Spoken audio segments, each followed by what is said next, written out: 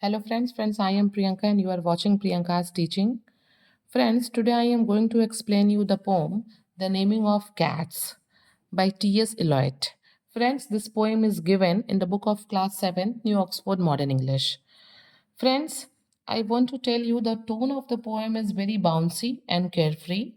Okay, if we will talk about the rhyming scheme, you can see that matter, hatter, games, names, daily, belly, James, names means I want to tell you that the rhyming scheme is A B A B.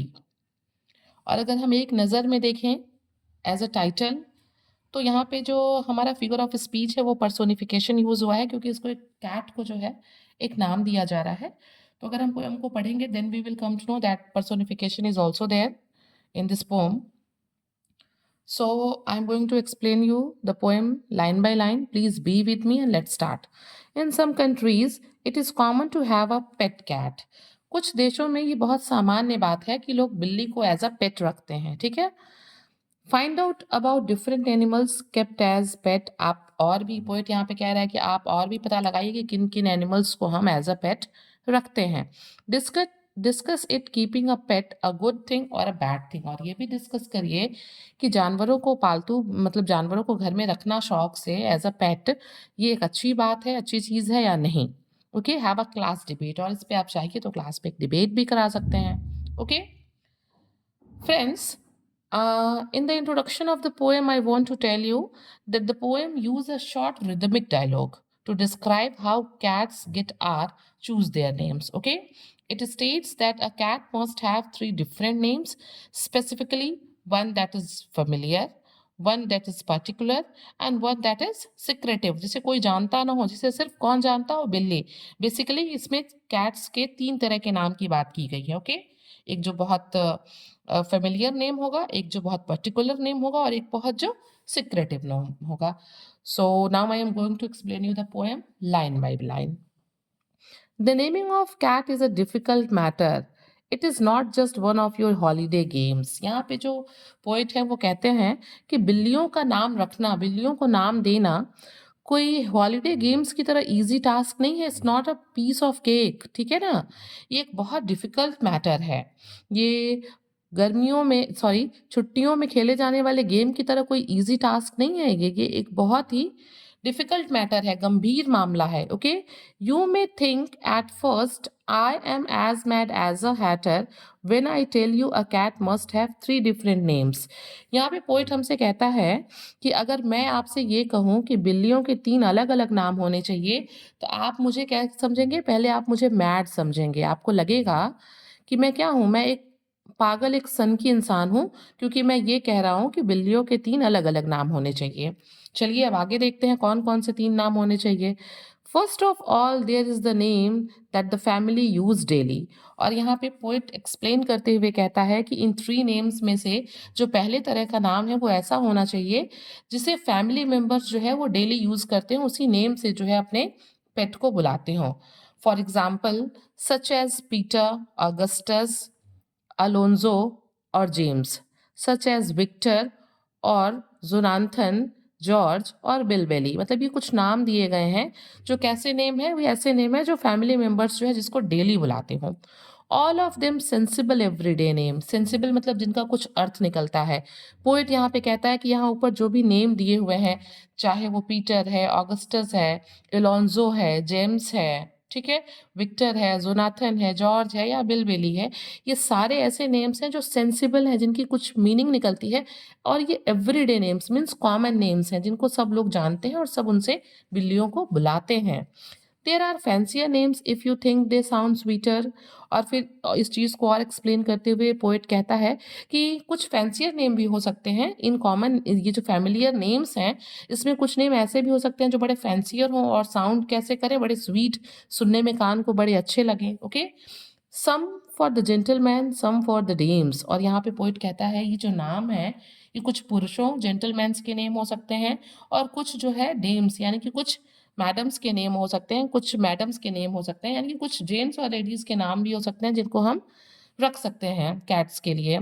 Such as Plato, such as Plato, Admetus, Electra, Demeter, but all of them sensible everyday names. और फिर इसको कहता है कि ये भी जो नाम है जो कि स्वीट साउंड करते हैं, ये सारे नेम भी बहुत सेंसिबल हैं और एवरीडे कॉमन नेम्स हैं। Okay, but I tell you a cat needs a name that is particular. और यहाँ पे फिर दूसरे तरह के नाम को इंट्रोड्यूस करते हुए पोइट कहता है बट बिल्ली को ऐसा नाम चाहिए जो पर्टिकुलर हो, जो सिर्फ खास तरह का नाम हो, जो सिर्फ उसी का हो।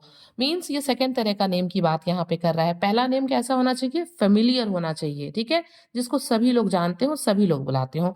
और दूसरे तरह का नाम कैसा होना चाहिए? पर्टिकुलर होना चाहिए, ठीक है, जिसको सुन के बिल्ली को थोड़ा मतलब प्राउड फील हो।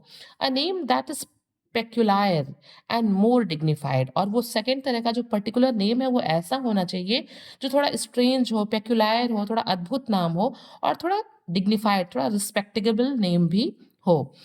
Else, how can he keep up his tail perpendicular or spread out his whiskers or cherish his pride? और यहाँ पे पोएट जो है इसलिए कहता है कि उसको पर्टिकुलर नेम चाहिए कि अगर उसका पर्टिकुलर नेम नहीं होगा तो how can he keep up his tail particular and spread out his whiskers और चेरिश हिज प्राइड। तो अगर उसका जो नाम है वो पर्टिकुलर नहीं होगा, डिग्निफाइड नहीं होगा, थोड़ा पेक्युलर नहीं होगा, अद्भुत नहीं होगा, सम्मानीय नहीं होगा, तो कैसे जो है वो अपनी पूंछ को जो है बिल्कुल सीधी खड़ी करेगी गर्व में, या जो उसके विस्कर्स हैं, जो उसकी मूंछ होती है ना बिल्ली की, जो उसके मुंह के पास, जो नाक के पास जो उसके जो बाल होते हैं उसको विस्कर्स कहते हैं, कि उसको वो कैसे जो है बहुत खुश होके, कैसे प्राइड में जो है, कैसे अफेक्शन से जो है उसको पूंछ को खड़ी करेगी या फिर अपने विस्कर्स को जो है फैलाएगी, ठीक है। जब उसका नाम कुछ खास होगा तभी तो वो ऐसा करेगी।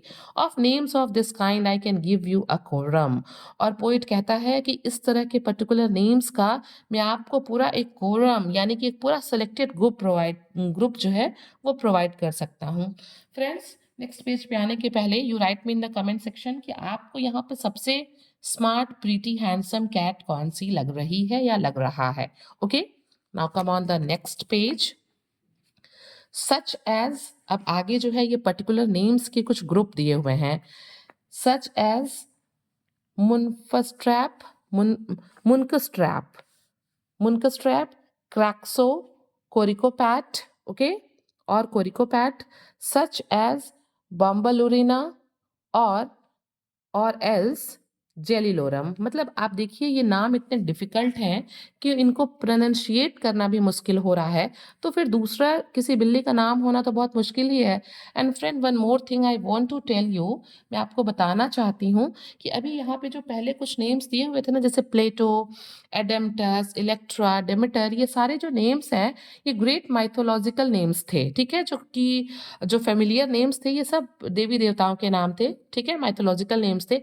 बट यहाँ जो पर्टिकुलर नेम्स दिए हुए हैं जिसको अगर हम प्रोनाउंशिएट करें तो देखिए, मुनको स्ट्रैप, क्रैक्सो, कॉरिकोपैट, बॉम्बलुरिना और जेलिलोरम, ये इतने डिफिकल्ट नेम है कि इनको बोलना मुश्किल हो जा रहा है। तो दूसरे किसी के लिए, अपनी बिल्ली के लिए ये नाम रखना तो मुझे लगता है कि बहुत डिफिकल्ट होगा। हाँ, ये नेम्स पर्टिकुलर होंगे जो किसी दूसरी बिल्ली के नाम नहीं होंगे। Names that never belong to more than one cat, ये नेम्स जो हैं किसी एक बिल्ली से ज़्यादा के हो ही नहीं सकते। But ever and beyond their is still one name left over. लेकिन फिर यहाँ पे तीसरे तरह के नाम को इंट्रोड्यूस करते हुए पोइट कहता है लेकिन इन सब के परे भी एक ऐसा नाम है जो अभी बचा हुआ है, and that is the name that you never will guess. और वो एक ऐसा नाम है जिसको आप कभी गेस भी नहीं कर सकते। The name that no human research can discover, वो एक ऐसा नाम है जिसे कोई भी ह्यूमन रिसर्च, कोई भी मानवीय मतलब रिसर्च जो है उसको खोज नहीं सकता। But the cat himself knows, लेकिन बिल्ली को वो नाम खुद पता है, एंड विल नेवर कन्फेस, और वो बिल्ली कभी बताएगी नहीं, कभी जो है जाहिर नहीं करेगी। When you notice a cat in profound meditation, अगर आप बिल्ली को किसी profound यानी कि deep meditation में, सोच विचार में देखिए, the reason I tell you is always the same, मैं बता सकती हूँ या बता सकता हूँ कि क्यों बिल्ली जो है, सॉरी, मैं बता सकती हूँ कि क्यों बिल्ली इतने deep meditation में है, ठीक है, किस सोच विचार में है। His mind is engaged in a rapt contemplation, उसका जो दिमाग है एक बहुत ही डीप, रैप्ट, डीप, गंभीर कॉन्टेम्पलेशन यानी कि ऑब्जर्वेशन में खोया हुआ है, of the thought of the thought of the thought his name, और किस सोच में डूबा हुआ है, वो अपने नाम के बारे में सोच रही है, हिज इनएफेबल एफेबल, और कैसा नाम, जो कि effable means capable to being expressed in word, जिसको हम वर्ड्स में एक्सप्रेस कर सकते हैं, एंड इनएफेबल जिसको हम वर्ड्स में एक्सप्रेस नहीं कर सकते। हिज इनएफेबल एफेबल, और इन दोनों को मिला के एक मेड वर्ड बनाया गया है जिसका कोई मीनिंग नहीं है, जो है इफेनिएबल, ठीक है ना, इफेनिएबल, डीप एंड इनस्क्रप्टेबल सिंगुलर नेम, और ये जो इफेनिएबल है, यही जो है तीसरे तरह का नाम है जो सिर्फ बिल्ली जानती है, और ये जो नाम है ये सिर्फ और सिर्फ एक ही नाम है जो एक ही कैट का होगा, मतलब ये एक सीक्रेट नेम है जो किसी दूसरे कैट का हो ही नहीं सकता, एक डिफिकल्ट सिंगुलर नेम है, ठीक है। इन inscrutable means difficult to understand, एक ऐसा नाम जिसका कोई मीनिंग नहीं, इट्स अ मेड वर्ड, इन दोनों को इनएफेबल और एफेबल को बनाया गया है मिला के, इफेनिएबल जो कि बिल्ली का सीक्रेट नेम है, और ऐसा किसी भी दूसरा नाम नहीं होगा, ये सिर्फ एकमात्र ऐसा नाम है।